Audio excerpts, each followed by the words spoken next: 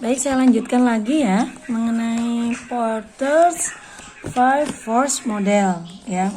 Sebagaimana yang sudah saya sampaikan tadi bahwa dari model analisis model ya 5 dari Porter ini ada 5 ya yang dijadikan alat analisis.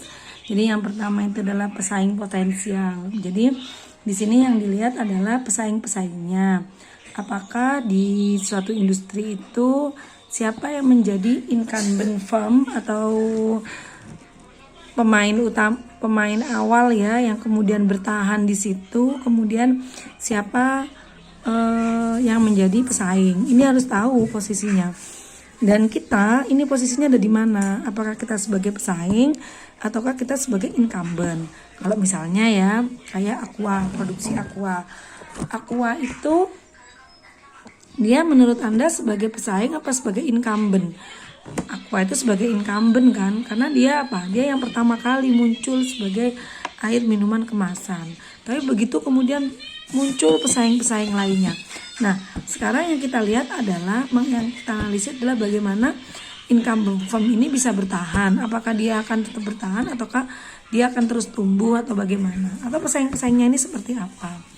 Itu yang pertama. Kemudian yang kedua, ada ancaman dari pesaing potensial ya, potensial entrant. Ini khusus untuk pesaing baru dari perusahaan kita.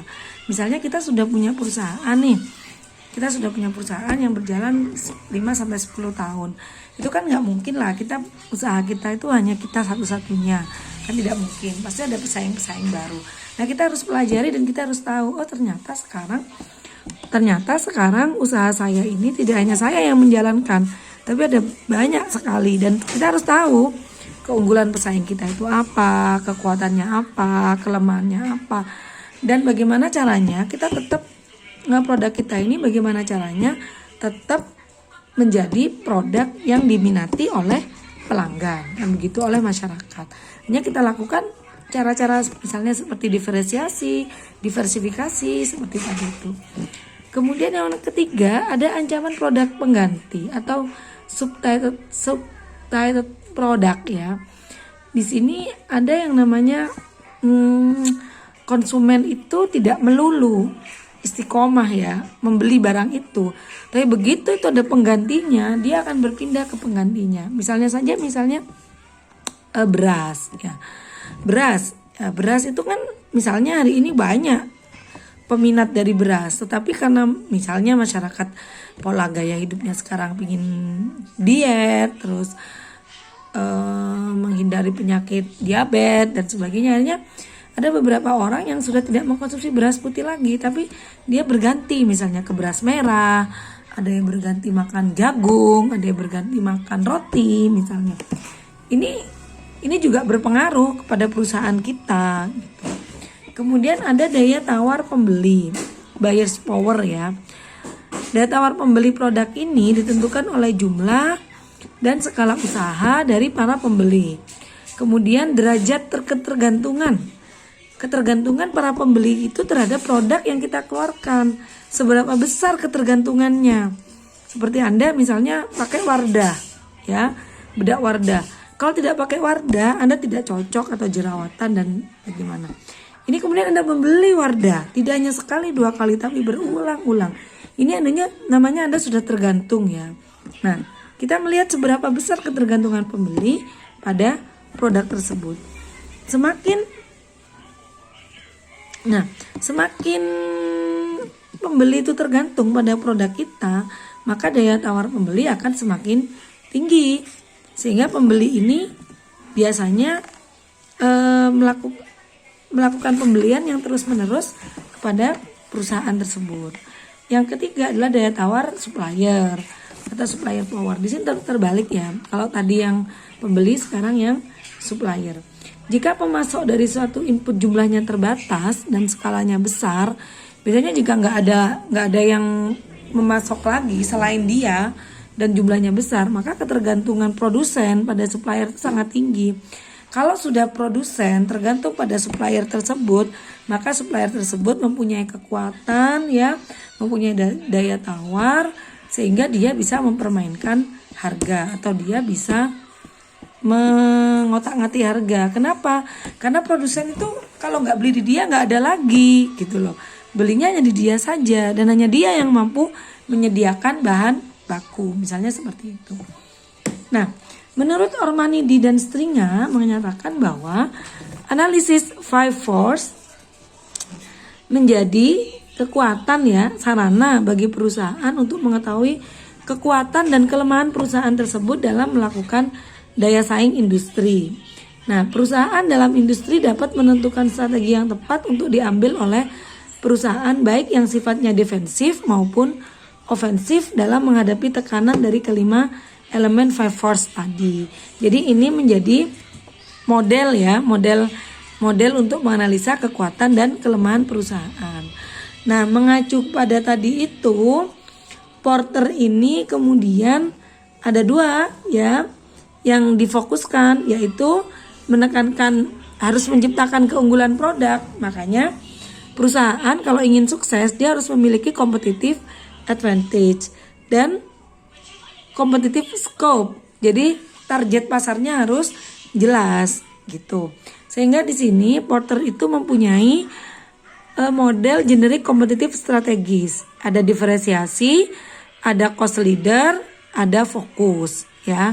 Jadi salah satu itu bisa dipilih oleh perusahaan. Jadi apakah perusahaan itu mau melakukan keunggulan produknya, diunggulkan produknya baik dari sisi kualitas, dari sisi bentuk ya, atau dari sisi cost leadership. Jadi artinya di antara perusahaan-perusahaan lain dia produksinya yang paling tidak memakan biaya besar.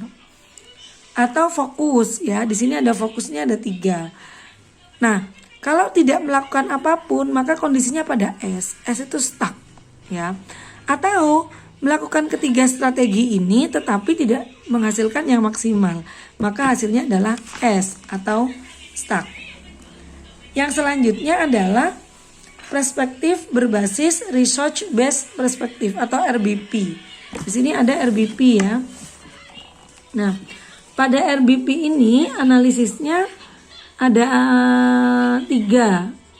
Ada 3 yang dijadikan dasar ya, yaitu terdapat perbedaan akses dalam kepemilikan sumber daya alam atau resource endowment.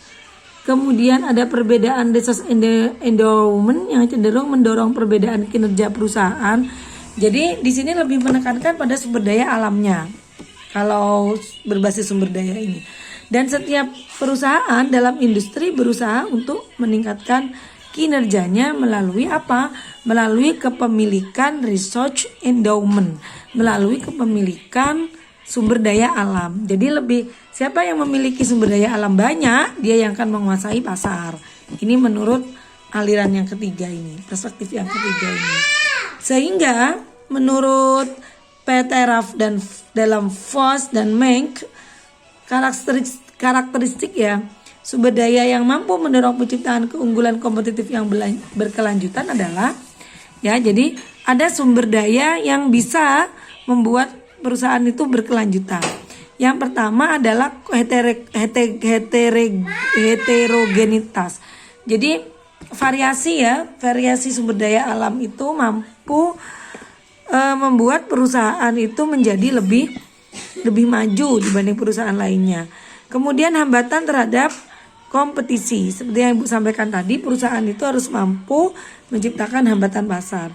Dan yang ketiga, kesulitan mobilitas sumber daya.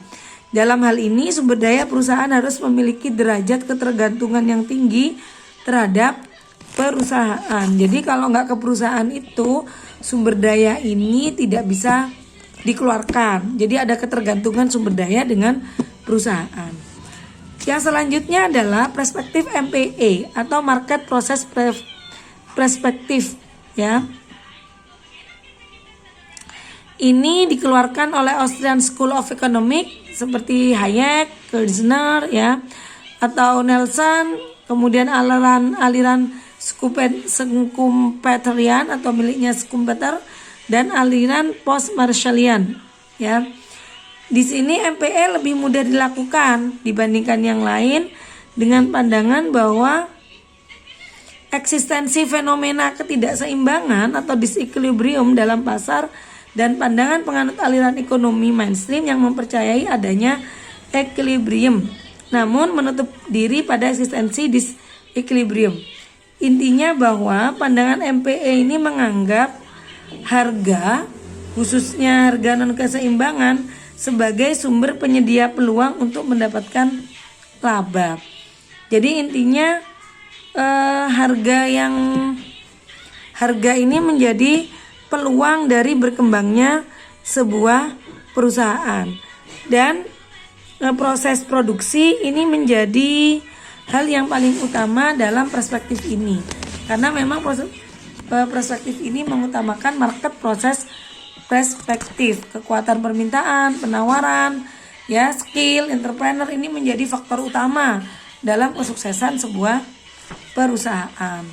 Baik teman-teman, itu saja yang bisa saya sampaikan. Mohon maaf singkat-singkat ya.